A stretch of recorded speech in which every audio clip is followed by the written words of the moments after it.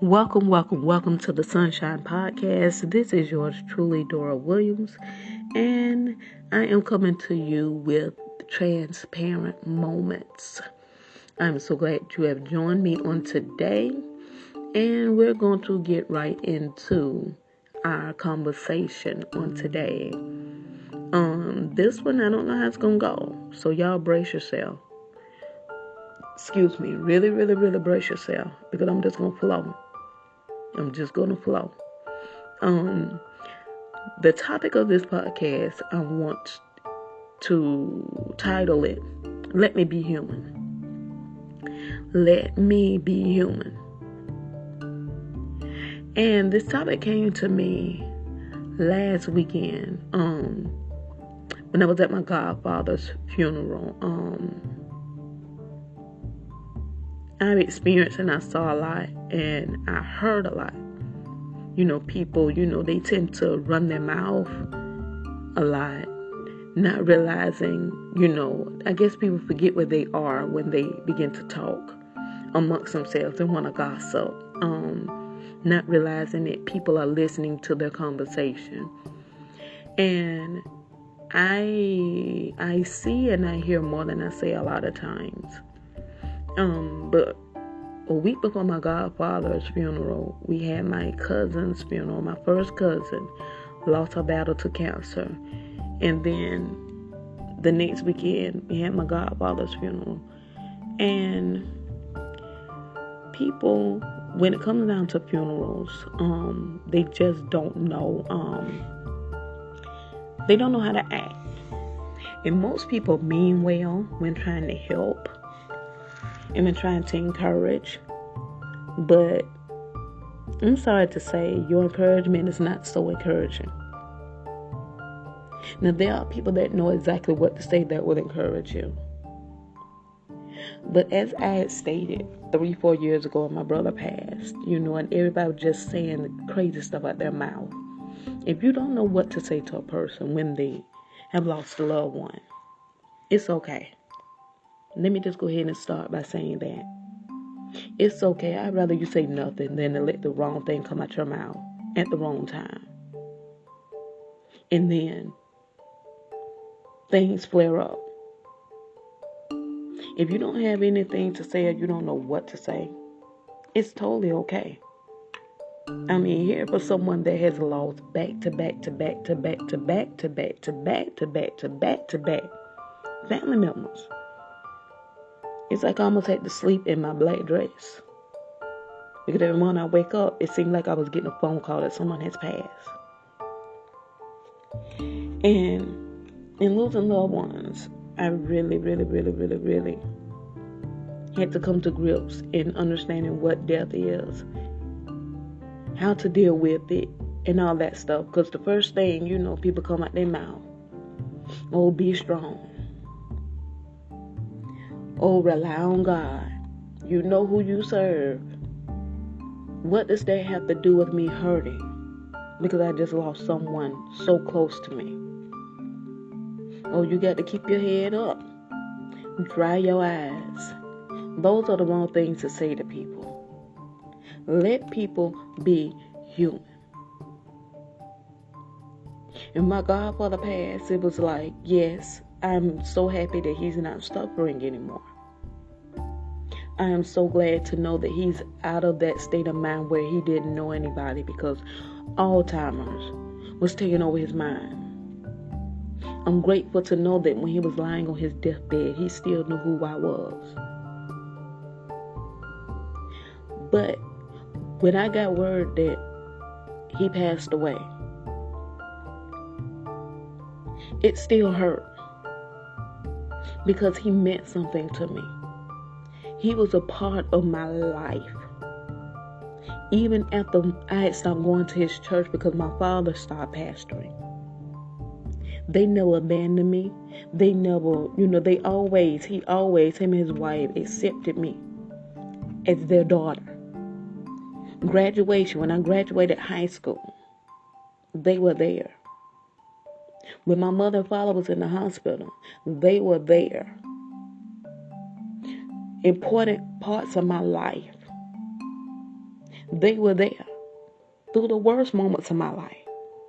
They were there. So it's not like when he died and I went and viewed his body laying in that casket that I could just laugh and smile and crack jokes. No, no, no, no, no. When I saw him laying up in that casket, I lost it. And here you is having people in my ear. Oh, you know where your help come from. Look to the hills. Ain't no need breaking down. He in a better place. Who wants to hear that at that moment? Deep down inside, I know he's in a better place. But let me have my moment to grieve. This is what's wrong with some of the people, some of y'all now. Y'all are suppressing your emotions and your feelings and you won't release. Because you're applying scripture to every situation in your life. When you need to deal with certain things, be human. When you lose a loved one, you have to be honest with yourself and say, this hurts me. And stop over spiritualizing everything. I love God with everything in me. I love God more than anybody I know. And yes, I trust God. And I am satisfied with God's decision to take my godfather on, to take my brother on, to take my aunties on and my cousin, and not allow them to suffer anymore. I'm at peace. But the human side hurts. The human side grieves. The human side screams out. In that moment, I'm missing them. I wish they were here. Yes, there are many times I have to steal away and shed tears. Because I dare not do it in front of people because, okay, I'm being judged. Oh, you can dry that up. You a preacher, you're not supposed to do that. Y'all stop telling people that. Stop telling people they're not supposed to show emotion. They're not supposed to grieve. They're not supposed to be sad. They're not supposed to cry. Stop telling people that in those moments. Because if Jesus did it, what about us? Jesus was the most holiest person I know. He is the most holiest person I know. Sometimes shedding tears is the answer to that situation. Sometimes screaming out in frustration is the answer to get the release you need. To be human and not walk around here crazy. To not be walking around here getting on people's nerves because you don't know how to get a release emotionally. Y'all let people be human. Let these pastors be human. You're wondering why most of these pastors have killed themselves, have attempted to commit suicide. You wonder why these pastors around here about to lose their mind. They come to church and lashing out on you because you won't allow them to be human. And you leaders, stop allowing people to do that to y'all. Stop allowing people to allow things to come out their mouth. Don't allow people to say certain things to you like that. Take time to grieve. Take time to shed tears. Take time to talk about what's going on with you. This is why we've got so much going on the inside.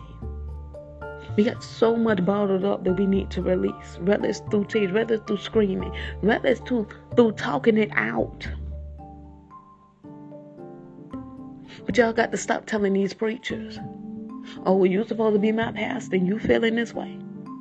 You're supposed to be the preacher. You're supposed to be this. And you're supposed to be something too. And I heard my sister say that. She said all the time, people say, you're supposed to be a preacher. Okay, they are a preacher. They're just having a human moment right now. Yes, I am an intercessor. But right now I'm interceding in a different way so that I can get the proper healing I need, because apparently going to you, I'm going to be worse off than I already am. Let people be human. Let people be human. Sometimes when people are grieving and people are going through and feeling some kind of way, they don't need your advice. They don't need your opinion. They don't need your suggestion. They don't need your 2 cents. Sometimes all they need you to do is sit there and hold their hand. Sit there and put your arm around them and let them put their head on your shoulder. Sometimes all they need for you to do is to listen without judging them. Listen without going back, telling their business. Oh, that pastor, he over there this and that and other, and she over there. I ain't know she was like that. I ain't know she would break down like that. Come on, y'all. Let these people be human. Because if you had to go through what these pastors went through, if you had the burden that some of these preachers have on a daily basis, you would be careful how you go to them. You would be careful what you let come out your mouth towards them. Better yet, if you would go to God yourself and stop piling your problems on the pastor, maybe they won't be so stressed out. Did you ever think of that? Let these people be human. We're not in the spirit 24/7, y'all. I don't know what you thought, but we're not in the spirit 24/7. We are human beings on this earth. And we're going to feel some things. We're going to go through some things. And you can't tell people, oh, you need to just get over it. No, we need to deal with it. This is why most people in the state they're in, because they're getting over it and not dealing with it. They're not going through it to come out of it. We're just getting over it, just throwing it over our shoulder. And when we throw that stuff over our shoulder, guess what? When we turn around, we seeing that stuff again. When we sweep it under the rug, that rug gets a little lumpy and we're tripping over that stuff because we're not dealing with it. We're not going through to come out and to stay out. Let these people be human. If you don't know what to say, keep your mouth closed. If God is truly not telling you to tell someone this or to say this or that to someone, keep your mouth closed.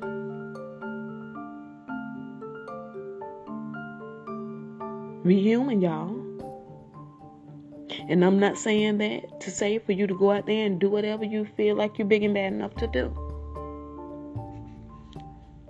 We can't use that as an excuse. Oh, I'm human, so I'm going to do this, that, and the third. But no, when we're really having a moment and we're really going through and we're really at the crossroads of life and we've really come to a dead end,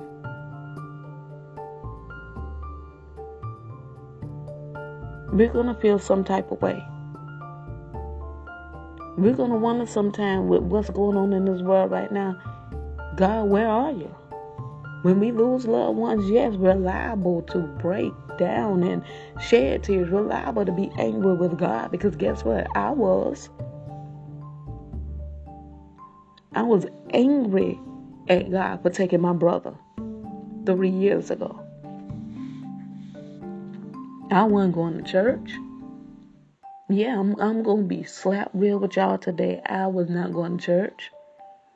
I had to pack my Bibles up and put them up somewhere because I said I want preacher to not near another soul. I made up in my mind I was not coaching and praying for nobody else. Because how could God take my brother? My brother. I was angry at God. Yet I had people tell me to get over it. Instead of giving me solutions to help me get through it day by day, you want me to just get over it altogether and get back to life. And it wasn't working like that. My brother's death had brought me down to the point to where I did not want to serve God anymore. And right after my brother died, the day before his funeral, I lost auntie. So here it is on my way to my brother's funeral and gets a call that I lose an auntie. After my brother's funeral, get back home a week later, I lose another auntie. So within a matter of 3 weeks to a month, I done lost 3 people already. I want you to think about that. What do you think that would actually do to a person? To lose 3 family members, close family members, that close together. I want you to think about it. Because if you've never been in these shoes, you really wouldn't understand. But would you serve God and praise God? We say we would, but life will come to break us down and show us a lot of times we say things just to be saying them.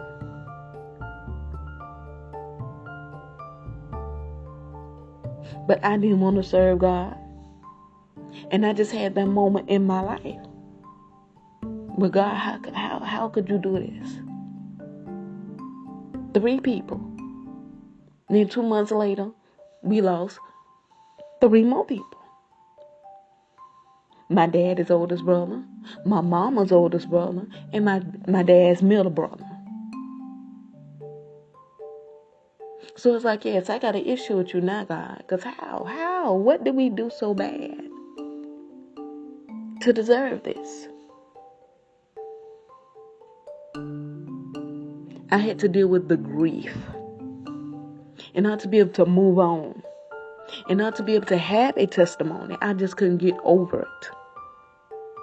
I had to deal with it and get through it.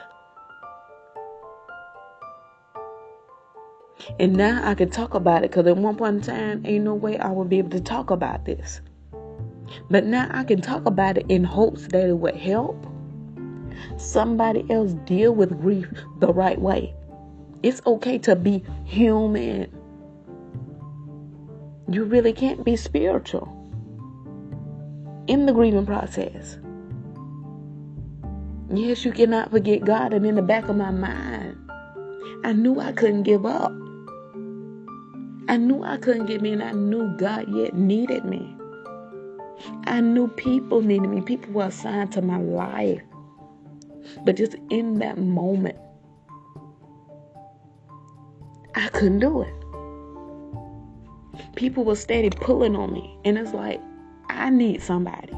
I know y'all need me, but right now, I need somebody. Even in those moments, y'all need to be sensitive. Especially to people that have been there for you. Never let you down. When you called on them, they were there. Now that they're going through, don't be so easy to still pull on them and expect 100% out of them. Some will still try to give 100%. But you need to ask them, what do they need? Can I pray for you? Is there anything I can do for you? Can I sow a seed into your life? Is there anything I can give? Can I just give you space to just deal with your situation? Then I will let you, whenever you're ready, to come back and help. Be sensitive and let these people be human. Because in life, there must be balance. There must be balance. There must be balance. I was angry with God. Started distancing myself from family. Because I started taking my frustration, my anger out on people that I should not have been doing. I needed help, and no one was willing to do that. No one was willing to help me. Until I talked to one lady. And she told me, no, your parents already lost one child. They don't need to lose another. Please seek counseling. And she referred me to someone that has been there every step of the way. That has been there every step of the way. And let me tell y'all this, counseling is not a cuss word. Counseling is not cancer. Let me say that again. Counseling is not the fourth stage of cancer. Counseling is helpful. Counseling is needful. And just because you take counseling, that does not mean you don't trust God. Just because you go to counseling, that don't mean you have given up on God to put your trust in man. Again, you're being human. You're getting the human side of you some help, the help that it needs to function and to go on. We go to church every Sunday, every Bible study to get the help we need spiritually. So why not get the help that you need to continue to be a decent human being? Y'all stop saying all kind of crazy stuff to people when they're going through and when they're dealing with stuff. Because you're not used to seeing them in that state and in that shape. If someone's been married over 40, 50 years and lose their spouse, yes, that's going to hurt them. If a mother has lost her child, you can't tell that woman to get over it. How dare you? How dare you? If someone has lost their classmate or their friend that they've been friends with 20, 30 years, of course that's going to do something to their human side.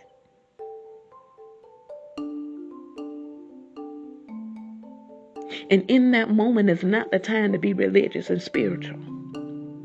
Yes, you keep an eye on them and you pray for them in your own time and get in your secret closet and you pray for them. That the Lord would keep them and that in these moments they will not forget God. But it's a time of knowing what to say and when to say it.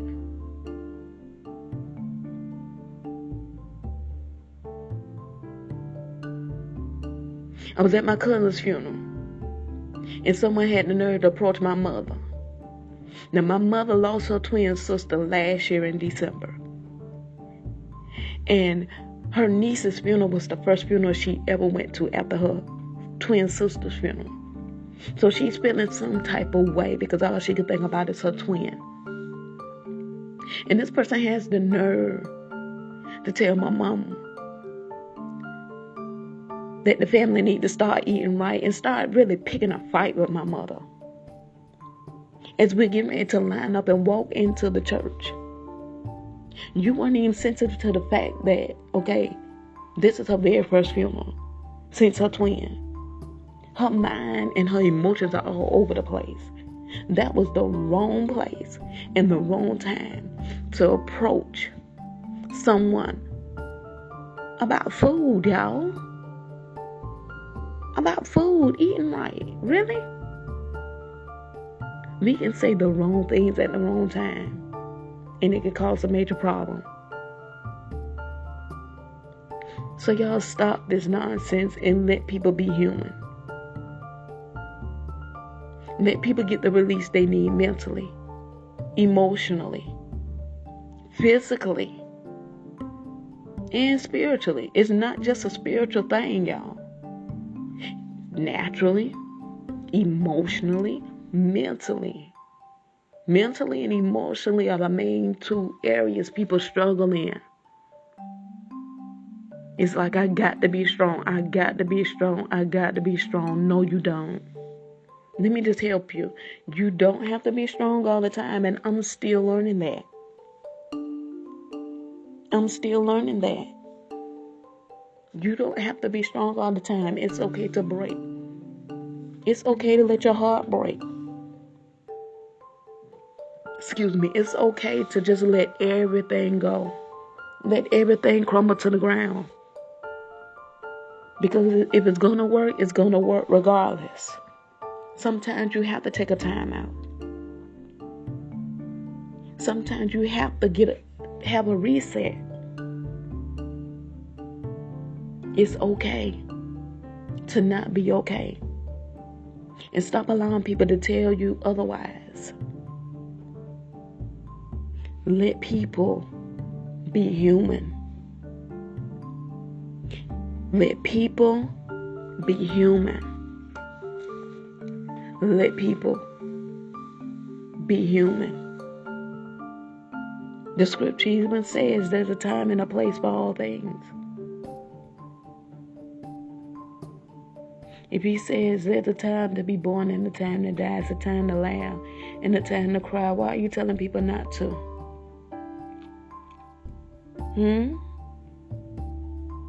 There's a time to be sad, and then there's a time to rejoice. So in those sad moments, why are you telling people to fix their face and lift their head?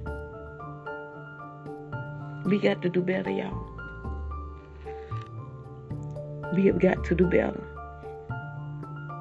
In this life, there must be balance again. There must be an emotional balance, a mental balance, as well as a spiritual balance, physical balance. When one is off, everything else is off. I don't care what nobody say. Your emotions are off, you can't function really like you're supposed to.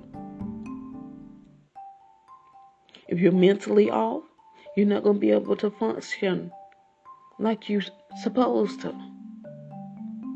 So let's find some balance. Let's use some common sense. And let's watch our words when people are going through.